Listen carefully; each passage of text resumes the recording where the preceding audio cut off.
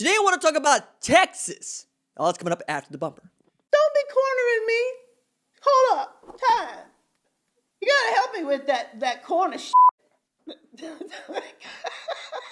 What's up, kinfolk? It's RJ Young. I am not on a step mill. Consider hitting the like and subscribe button because I upload a video every single day. It's always college football related, sports related. We have a good time. Today, I want to talk about Texas. I also want to talk a little bit about Justin Fields. I want to get the Justin Fields bit out of the way. First, it's basically a tip of the cat to JT O'Sullivan. Appreciate you. For if you haven't actually checked out his video on the platform about Justin Fields, I would encourage you to do so, basically echoing and really being a little bit more just to the point about it in a way that he felt comfortable, and I'm seeing more people feel comfortable about as well. Fact of the matter is, Justin Fields is one of the best quarterbacks available in this draft. He's a franchise quarterback. Someone is going to draft him. Someone is going to find their starter for the next 10 years, and someone might be talking about an NFL MVP caliber quarterback. It's that simple. Now to Texas.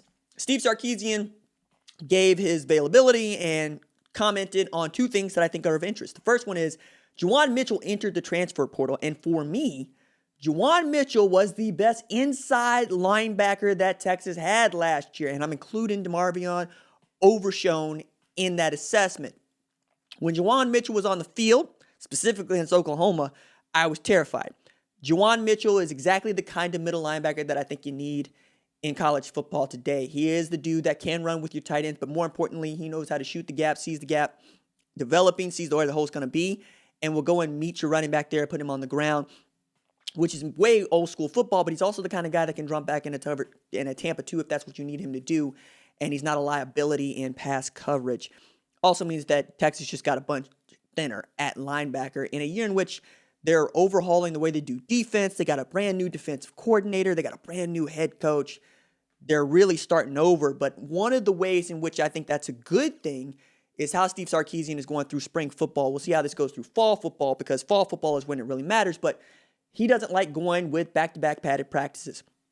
He wants to keep his kids fresh. He wants to have them out there having fun. He wants to make them bigger, stronger, faster, go through their injury prevention. That's smart in spring football, right? The guy that he was working for this time last year, Nick Saban, is also very much into teaching during the spring, so much so that they don't really have positions. They have left and right sides of the field, right? You learn to play left and right safety. You learn to play right and left outside linebacker. You learn to play Mike and Will, left and right corner. They want everybody to understand what everybody's job is. One, because when you lose a player to injury, when you lose a player to transfer, to any number of things, that you have a guy that you've seen play the position. He might not be the best guy, but you know what you're going to get out of him, as opposed to throwing him into the fire in the middle of the season and then coming away not knowing, oh man, that was a bad idea, before you actually went out and did it. And you saw how this could benefit in Alabama. For them, it's really about how healthy are they going to be. In 2019, through the middle of the year, they lost 4 starters to injury. They were playing 4 true freshmen in their front 7, all right? The next year, basically are healthy for most of the year and win a national championship. Talk about Texas in this way. I'm very encouraged about what their defensive line could be. I mean, I'm a big Vernon Broughton guy. I'm really having a hard time not gassing up their defensive line in ways that kind of make me feel uncomfortable sitting over here. But when I think about how they played against Colorado in the Alamo Bowl, there's nothing that I really can say except they have the horses to go and run. And if Steve Sarkisian keeps up this idea of keeping his players healthy, as opposed to having them hit on each other, you might actually see some really great football from Texas next year. And they're going to need to. Their non-conference, I don't think, is anything like easy. I mean, the Rice team on the schedule might be the worst team, not named Kansas, on it. But that Rice team knocked off an undefeated Marshall last year. They were good.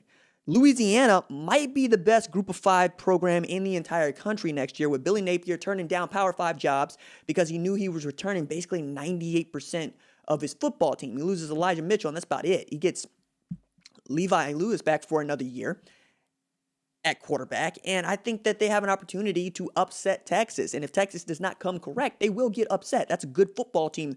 Raging Cajuns were going to be up against Coastal Carolina for the Sun Belt Conference Championship. And then that game got called off and you get co-champs. But like That same Coastal Carolina team that they barely lost to beat BYU and was a sexy pick for the Group of 5 New Year's Six Bowl spot until they lost, or not even, I don't even want to say that they lost. They lost the Cure Bowl. We get that. But it's that Cincinnati ended up being what many people thought was a better football program. I also look at it in this way.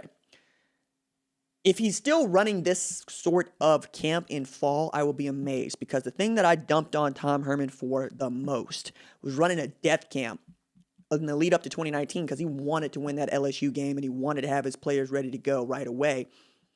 And they sacrificed it all in that LSU game. So I think they left so much on the table for that season.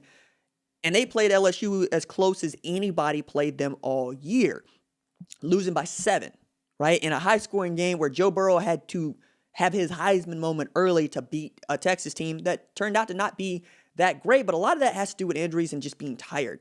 If Steve Sarkisian can keep his talent as healthy as I think that they could be, going through a camp where they don't get abused, they're going to be excellent. They're going to be tough, and they're going to get better as the year goes on, because the thing that you want when you have full padded practices is reps. You want guys to have the opportunity to take guys to the ground and know what it means to tackle, because the worst thing in the world for a defensive play caller is to see missed tackles. That means that you had the play drawn up. That means that you had to play in the right position. That means he just didn't put the dude on the ground. And the only way that you get to practice putting people on the ground is by actually going out there, wrapping them up around the waist, and throwing them down. But if you are willing to sacrifice those reps, you will be healthier, because nothing takes years off your life and puts wear and tear on your body like hitting other human beings at 40, 50 miles an hour. So you're going to give some, you're going to take some, and you're going to say, hey, we're going to break this up with how we prepare, so that by the time we get out there to go hit somebody, not only are you raring to go because you haven't been able to hit anybody in this thing called football for so long, but because we have been drilling into exactly where you're supposed to be and how you're supposed to be when you get there. Okay?